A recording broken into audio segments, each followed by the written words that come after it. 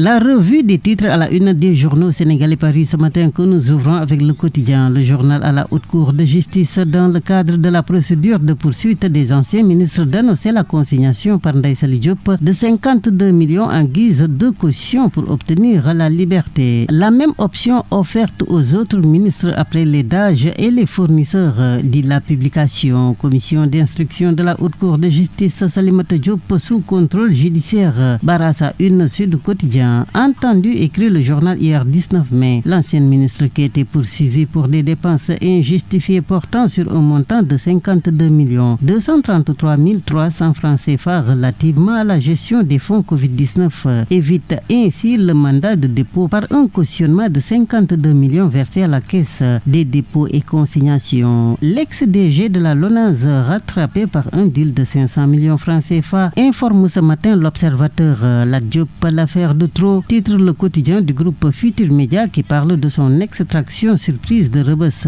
et la dénonciation du promoteur immobilier qui l'accuse d'avoir servi d'intermédiaire dans une transaction douteuse impliquant un appartement de 500 millions de francs CFA aux Almadies. L'ex-DG de la LONASE qui nie tout enrichissement personnel poursuit l'Obs, affirmant n'avoir agi que pour le compte d'un ami basé à l'étranger, évoquant l'affaire du projet de construction du palais de justice de Pikine-Guédiawaye.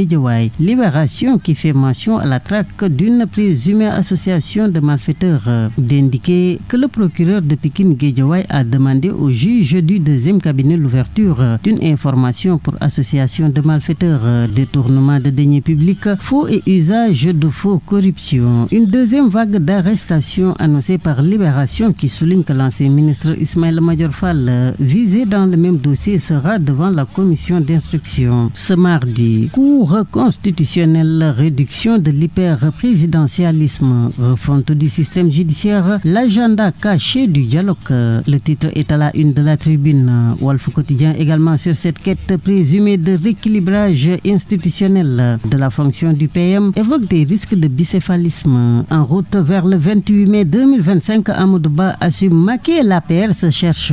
Titre Direct News. Au moment où dit le journal, le chef de l'État Bassirou Diomaye Faye s'apprête à tenir ce 28 mai une nouvelle édition de la Journée nationale du dialogue, une date qui a été instituée en 2016 par le président Macky Sall. 20 mai 1970, 20 mai 2025, il y a 55 ans, naissait le quotidien national Le Soleil. Le bel âge du soleil se réjouit. Dans un article éditorial, Laminia, Yeumbeul Comico à Dakar, les Échos à sa une annonce ce matin une saisie tumultueuse de billets noirs.